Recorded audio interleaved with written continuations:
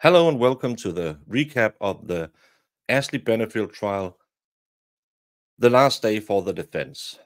They rested after a day which could best be described as quite a mixed batch of, I believe, very good defense witnesses, but also sneaky stuff trying to get evidence in without presenting them in the proper way, calling a witness they wanted to make testify about stuff they weren't allowed to call him to testify about.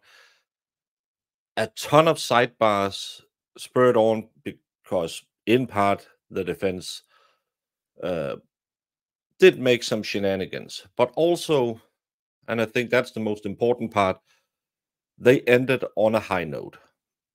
They ended with a very good explanation of the trajectories of the holes in Doc's body, which might, if you were kind of in the middle, could be an explanation that could make you believe that he was lunging for her when she did what she did.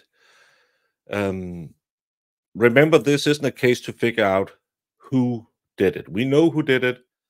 This is only a case to figure out, was this a legal move?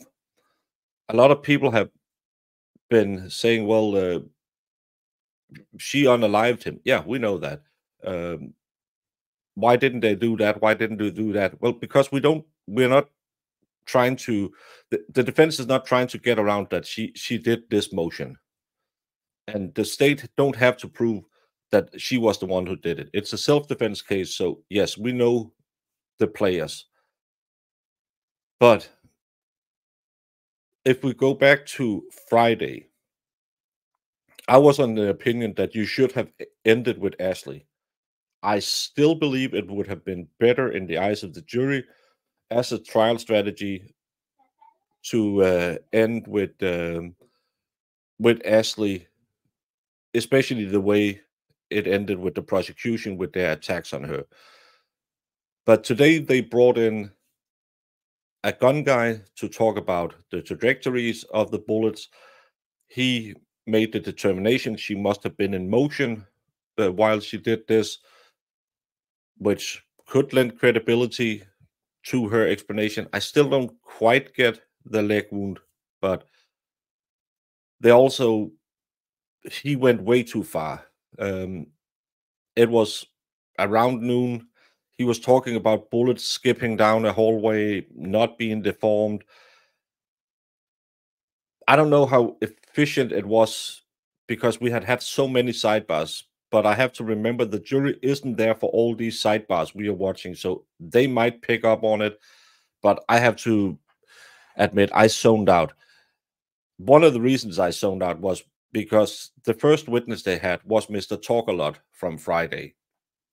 He was the DV expert who claims kind of you can never break the cycle of DV if you have been in it, which to me doesn't make sense. He talked a lot about that wheel of DV, but through him they got to put in all the negative stuff about Doc.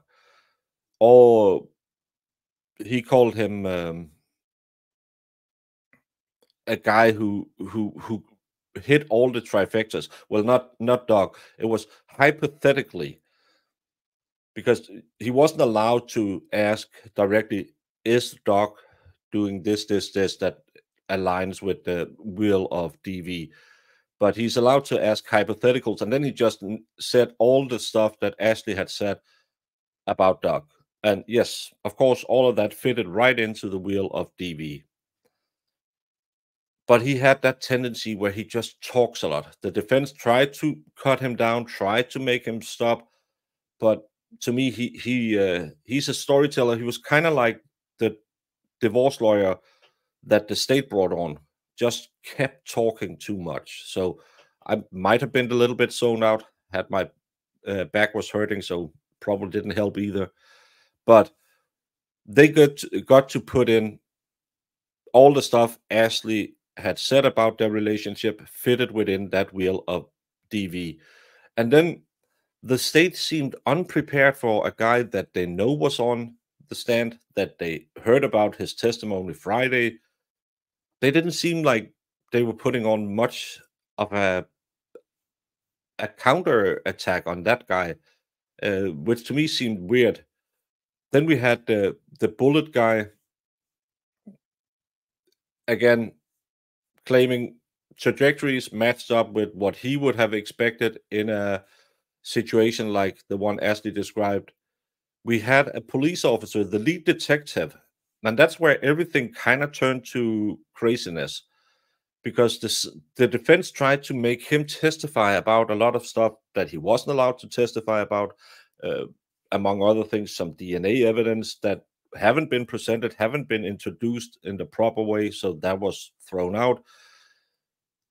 They wanted him to talk about if it was weird that the state didn't call the lead detective, which they're not allowed to do. Well, the defense is not allowed to ask those questions. So again, I felt the defense was having a good day, and then he goes back into doing stuff where I'm thinking, this is so stupid.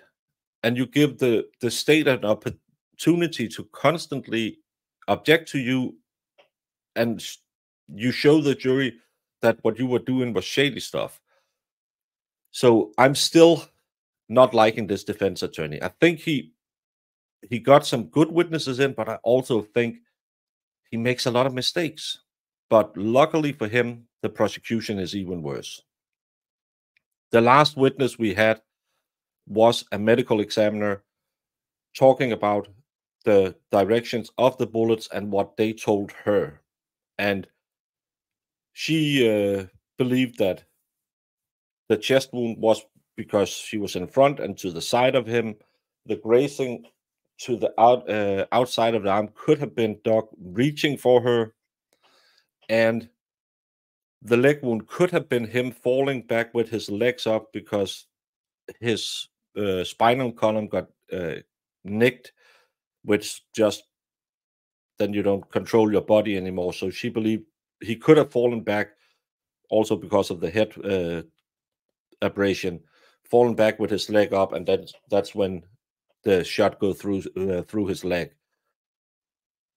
I still have a problem with that leg shot. I don't, in my mind, I just can't make it make sense. But she claimed it made sense, and she had witnessed in or testified in more than 500 cases. So what do I know? I'm a baker. I'm not a ME. But overall, if I should rate the defense day yesterday, I think it was a good day. My chat is, I believe it was 76% would vote not guilty if you count those who would clearly vote not guilty and those who don't know. If you don't know, you should give her the reason of the doubt.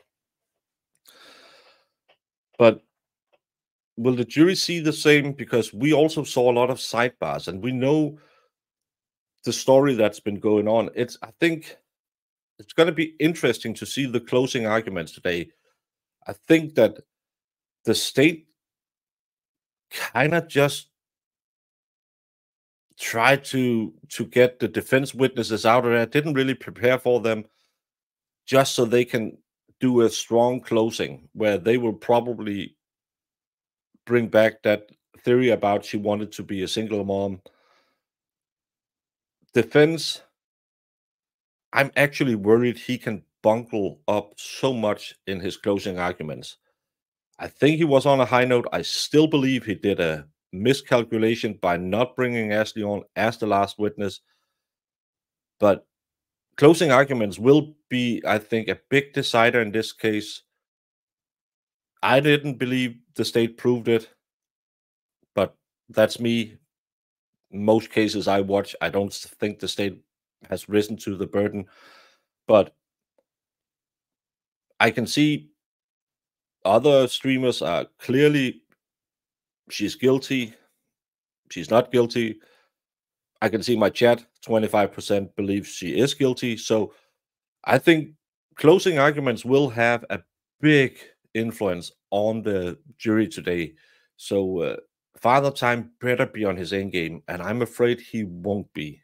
But we'll be back at 8:50, where you can watch it with Jamie and I.